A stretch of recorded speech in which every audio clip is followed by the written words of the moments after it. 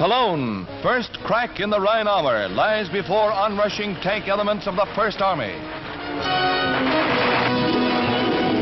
In a desperate defense of the cathedral city, streetcars are used as roadblocks, but fail to stop the tanks which simply haul them along. So rapid is the tank advance that German strong points are overrun before effective resistance can be offered. 2 years of ceaseless bombings have reduced Cologne, Germany's fourth largest city, to a heap of rubble.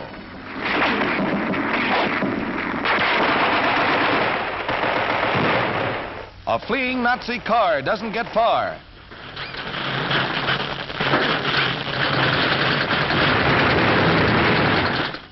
From now on, it's a street and sniping fight, and a careless Superman gets his.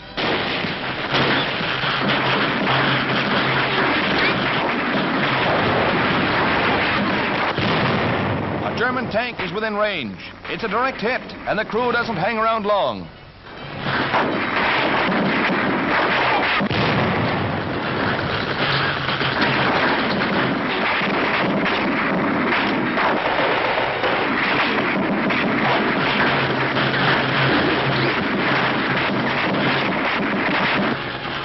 Germany's pride, as well as her men, were dealt mortal wounds at Cologne.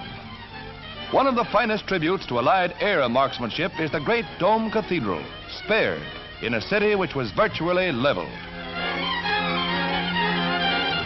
Thousands of Cologne's defenders were trapped before they could flee across the Rhine, and countless vehicles were blasted to bits, while retreating Nazis barely had time to destroy the famous Hohenzollern Bridge, Cologne's last link with the East Bank.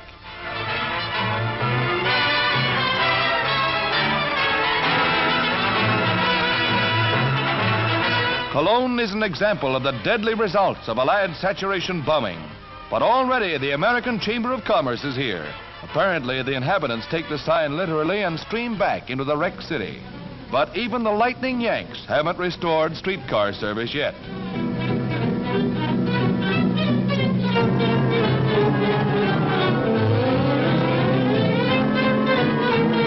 Signal Corps pictures show graphically the miracle of Cologne.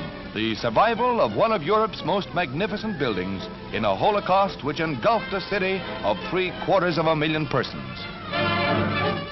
South of Cologne at Remagen, our troops made one of the most spectacular coups of the war in capturing the Ludendorff Bridge intact minutes before the Germans were to blow it up. Prisoners streamed back as our men crossed the Rhine to establish our first bridgehead on the east bank of the river. Enemy planes come over and anti-aircraft fights them off.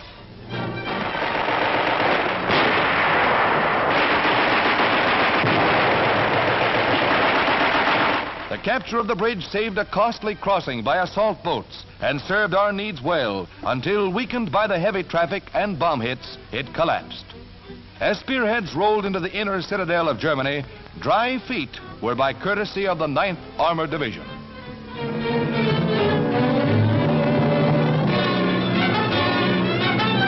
Men and supplies pour out of the East Bank in a leap that caught the Germans by complete surprise and trapped thousands of prisoners.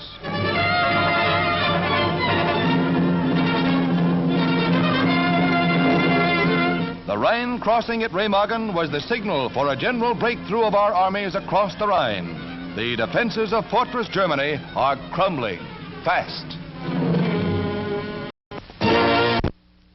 United States delegates to the United Nations Security Conference meet with President Roosevelt in Washington. Left to right are Congressmen Bloom, Dean Gildersleeve, Senator Connally. Chairman of the delegation, Stettinius, Commander Stassen, Senator Vandenburg, Congressman Eaton.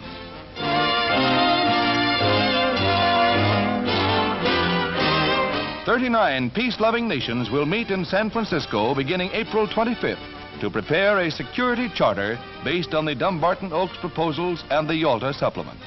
San Francisco's famous hotels, now overflowing with a wartime population, face a major housing problem with 3,000 visitors trying to occupy 2,300 rooms.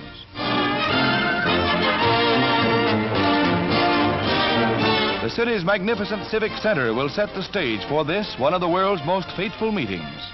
Veterans' War Memorial buildings will house the parleys. Back in Washington, the U.S. delegation meets to form preliminary plans for their part in the organization of a World Security Council and an International Court of Justice. Only member absent is Cordell Hull, senior advisor. Conference aims are stated by Secretary Stettinius. The San Francisco Conference will have the great responsibility of preparing a charter for a world organization for peace and security. That will be its only job. It will not be a peace conference like the conference at Versailles to settle boundaries and fix reparations. The San Francisco Conference of all the United Nations will have before it the proposals drawn up at Dumbarton Oaks in Washington by the representatives of Great Britain, the Soviet Union, the Chinese, and the United States governments. These proposals have now been before the peoples of the world for their full and free discussion for almost half a year.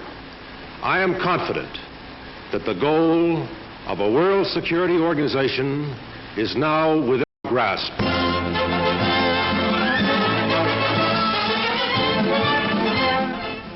On April 1st, we will start a nationwide collection of 150 million pounds of used clothing to be sent to the millions of destitute war victims in China, Europe, and wherever the enemy has struck.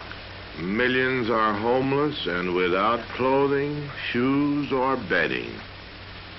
Deaths from exposure among these men, women, and children equal deaths from starvation. In your home you will find good used clothing, shoes, and bedding that you and your family can spare. Children's clothing is especially needed. Start now to gather your clothing gifts. Your local clothing collection committee will announce the method of collection. Remember the date, April 1st to 30th, and don't forget, what can you spare that they can wear?